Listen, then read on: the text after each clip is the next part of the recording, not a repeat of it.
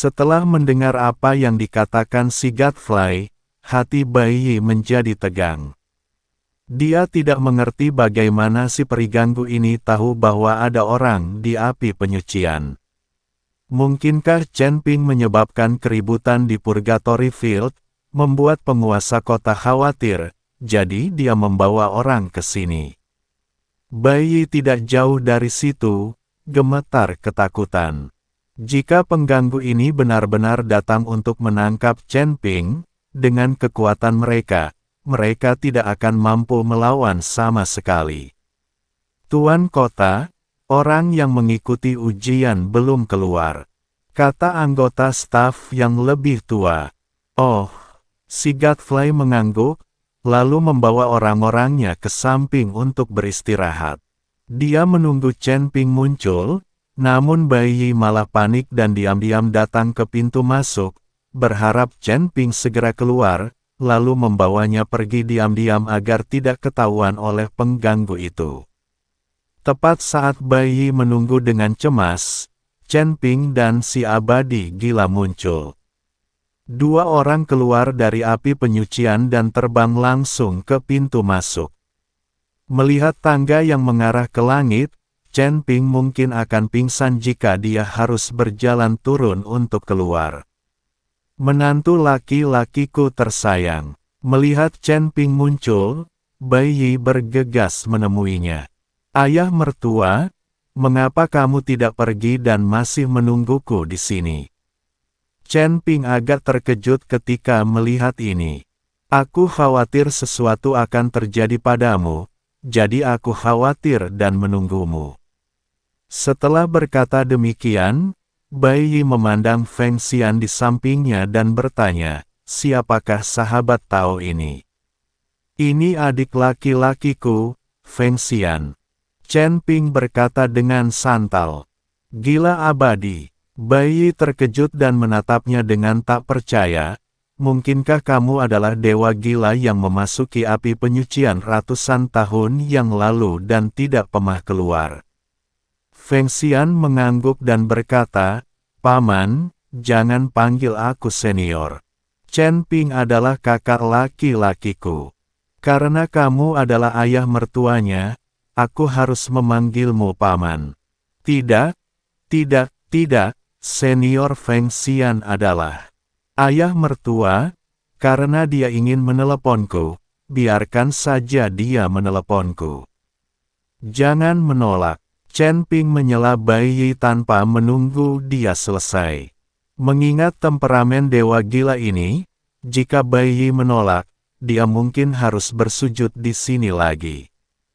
Oke, Bai Yi mengangguk, lalu berkata kepada Chen Ping, menantu laki-lakiku tersayang, ayo cepat pergi dan jangan tinggal lama-lama di sini.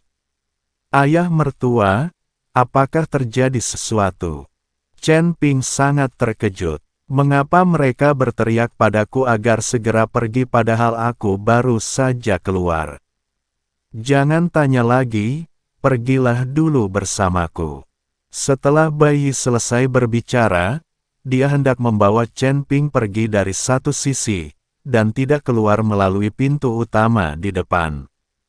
Hei, ada apa denganmu? Kenapa kau menyelinap keluar alih-alih melewati gerbang utama? Apakah kamu mencuri sesuatu? Kemarilah dan biarkan aku memeriksanya. Anggota staf yang lebih tua berteriak pada Chen Ping dan yang lainnya. Ketika Bai Yi melihat ini, alisnya langsung mengernyit.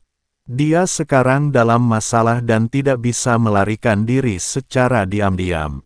Namun, melihat lalat pengganggu itu tidak kunjung datang, Bai Yi bergegas maju dan berkata, Kakak, kami tidak mencuri apapun. Kami hanya ingin pergi secepatnya karena ada sesuatu yang terjadi di rumah. Sembari berbicara, Bai Yi mengeluarkan tas penyimpanan dan menyerahkannya kepada staf wanita itu. Melihat hal ini, staf wanita itu melotot ke arah saya dan berkata, apa yang akan Anda lakukan? Menyuap saya katakan, Saya orang yang berhati-hati dan tidak akan menerima suap Anda. Kemarilah sekarang dan biarkan aku memeriksanya. Kurasa kau pasti telah mencuri sesuatu. Siapa yang kau sebut pencuri? Barang apa yang ada di sini yang layak dicuri? Chen Ping merasa marah ketika dia melihat staf wanita itu. Dia cuma penjual tiket, tapi diperlakukan seperti kader, dasar bajingan. Tutup mulutmu yang bau itu. Beraninya kau menuduh kakak laki-lakiku mencuri barang. Apa kau sudah bosan hidup? Melihat ini, Feng Xian melangkah maju dan menunjuk ke arah staf wanita itu sambil berteriak. Wanita staf itu tidak takut pada masalah. Setelah melihat peri gila, dia langsung bertanya, "Bagaimana kamu bisa masuk? Mengapa aku tidak ingat kamu memasuki api penyucian? Katakan padaku, apakah kamu masuk secara diam-diam tanpa tiket? Bayar uangnya sekarang, atau aku akan menangkapmu." Ketika sang dewa gila memasuki api penyucian, staf perempuan itu belum datang bekerja, jadi dia tidak tahu tentang hal itu. Sial, kapan aku pernah menghabiskan uang untuk masuk ke api penyucian? Aku selalu masuk secara gratis. Pada saat itu, si gila abadi itu masuk ke api penyucian secara cuma-cuma. Namun staf perempuan itu tidak tahu dan mengira peri gila itu telah menyelinap masuk. Jangan sombong. Tuan kota kita harus membayar untuk masuk ke api penyucian. Jika kamu tidak menebusnya sekarang, aku akan bersikap kasar padamu. Staf wanita itu hendak mengambil tindakan. Pada saat yang sama, para penjaga di sekitar Purgatory Field juga berkumpul, mengira bahwa Chen Ping dan anak buahnya tengah menimbulkan masalah. Tepat ketika kedua belah pihak di ambang pertarungan, Godfrey dan anak buahnya bergegas mendekat. "Berhenti, hentikan!" Si lalat Godfrey berlari mendekat sambil berteriak. "Tuan kota, orang-orang ini menyelinap masuk. Kami meminta mereka membayar uang, tetapi mereka tetap ingin mengambil tindakan." Anggota staf yang lebih tua mengeluh kepada Godfrey. "Pergilah." Lalat itu mendorong staf perempuan itu ke samping, lalu menatap Chen Ping sambil tersenyum dan berkata, "Kakak, kamu keluar dulu. Aku membawa orang untuk menyambutmu." Chen Ping menatap Godfrey dengan wajah bingung. Dia sama sekali tidak mengenal Godfrey. Mengapa orang ini datang dan memanggilnya kakak laki-laki? Bai Yi juga bingung. Orang di depannya adalah penguasa kota badak. Mengapa dia mengikuti Chen Ping dan memanggilnya kakak laki-laki? Apakah saya mengenali orang yang salah? Si gila abadi menatap si lalat dan berkata, "Banteng tua, apa maksudmu? Apakah kau mencoba mencuri kakak laki-lakiku?" "Feng Xian, siapapun yang merampokmu, kamu boleh mengakuiku sebagai kakakmu, jadi tentu saja aku juga bisa." Setelah Godfrey selesai berbicara, dia menatap Chen Ping sambil tersenyum dan berkata, "Saudaraku, namaku Godfrey, dan aku adalah wali kota Rhino City ini." Mendengar orang itu adalah penguasa kota, Chen Ping langsung bersikap hormat. Lagi pula, jika bukan karena bantuan Niu Li, mereka tidak akan bisa memasuki kota badak. Orang di depannya adalah ayah Niu Li dan Niu Ben. Ternyata itu adalah penguasa kota.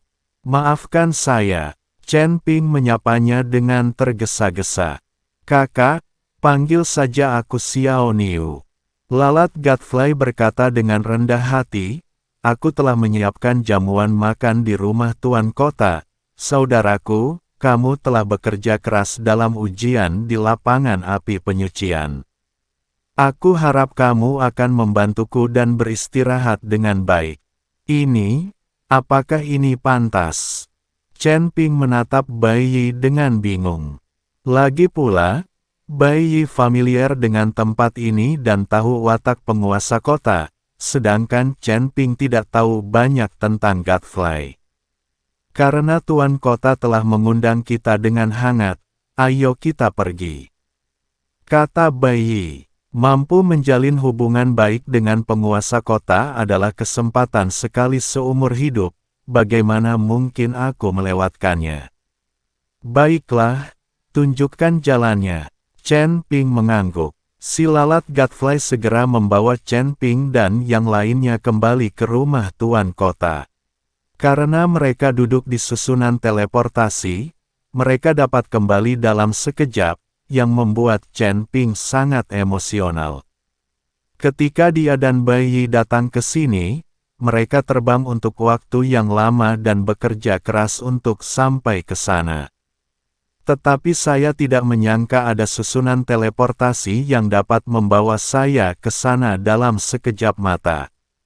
Namun, susunan teleportasi ini terletak di mansion tuan kota, dan orang biasa tidak dapat duduk di atasnya sama sekali. Lalat pengganggu menghibur Chen Ping dan teman-temannya dengan hangat, dan saat mereka minum dan mengobrol, lalat pengganggu bertanya kepada Chen Ping, "Saudaraku, jika kamu punya waktu, dapatkah kamu mengizinkanku masuk ke pagodamu untuk berlatih?" "Bagaimana kamu tahu aku punya pagoda?" Chen Ping tercengang. Dia tampaknya tidak pernah menceritakannya kepada orang lain.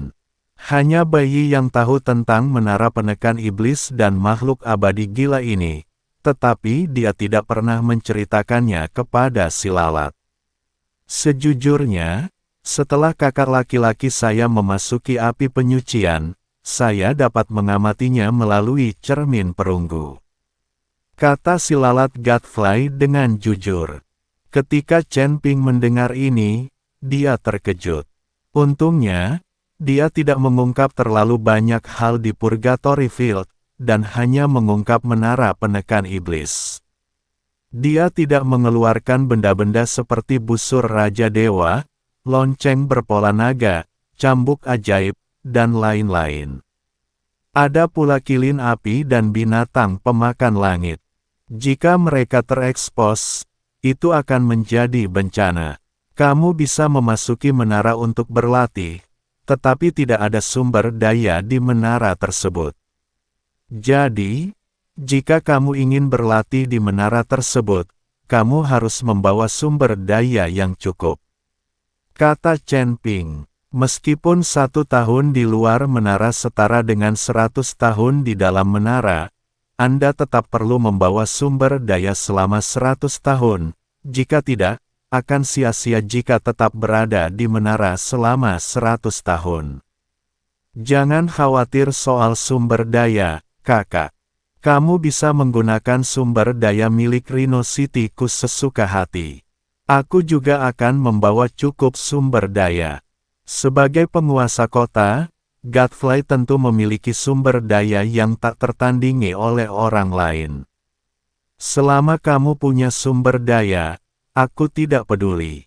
Chen Ping berkata dengan tenang. Terima kasih, saudaraku. Aku bersulang untukmu. Si lalat mengambil gelasnya dan meminum semuanya.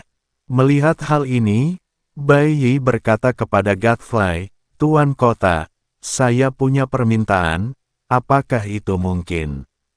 Berbicara, kata si lalat pengganggu. Bai Yi menggambarkan situasi pasar gelap di Rhino City. Sekarang Bai Yi ingin mengintegrasikan pasar gelap dan kemudian mengambil alih semua pasar gelap ke tangannya sendiri.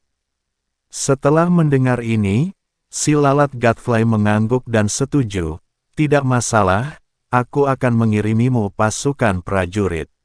Lainnya, jika ada yang tidak jujur, mereka akan langsung ditindak.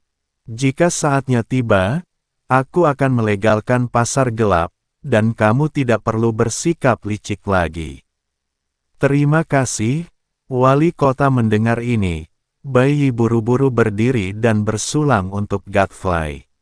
Paman, Anda adalah ayah mertua dari kakak laki-laki tertua, dan lelaki tua ini adalah adik laki-lakinya. Dia seharusnya memanggil Anda paman dan bersulang untuk Anda. Si gila abadi mengingatkan Bai. Ketika Godfrey mendengar bahwa Bai sebenarnya adalah ayah mertua Chen Ping, dia segera berdiri dan berkata, "Paman, aku menghormatimu. Mulai sekarang, hanya kamu yang diizinkan masuk ke pasar gelap kota Badak." Pesta minum-minum itu sangat menyenangkan, dan si Godfrey bahkan membiarkan Chen Ping tinggal di rumah penguasa kota. Lagi pula, kondisi di dalam istana tuan kota jauh lebih baik daripada di luar. Pada malam hari, Godfrey mengikuti Chen Ping ke menara penekan setan dengan sejumlah besar sumber daya. Berlatih di menara penekan setan ini selama 1 malam sama saja dengan berlatih selama puluhan hari. Keren sekali. Tetapi tepat ketika Chen Ping dan Godfrey sedang berlatih di menara penindas iblis, di paviliun Tianbao, kota Badak. Puluhan orang berbaju abu-abu berkumpul bersama. Pemimpin di antara mereka sebenarnya adalah pemilik paviliun Tianbao. Penjaga toko paviliun Tianbao memegang sebuah token di tangannya, yang merupakan token yang digadaikan Chen Ping. Malam ini, kita hanya bisa berhasil dan tidak gagal. Dengan token ini, kita bisa dengan mudah memasuki istana penguasa kota. Selama kita bisa menemukan cara untuk menangkap wanita tertua dan pangeran dari Rhino City, kita bisa mengancam Godfrey untuk berkompromi. Jika kita berhasil kali ini, kita semua akan menjadi pahlawan. Penguasa kota tidak akan melupakan kita. Selama bertahun-tahun, Rhino City telah menduduki Purgatory Field dan mengumpulkan sejumlah besar koin abadi.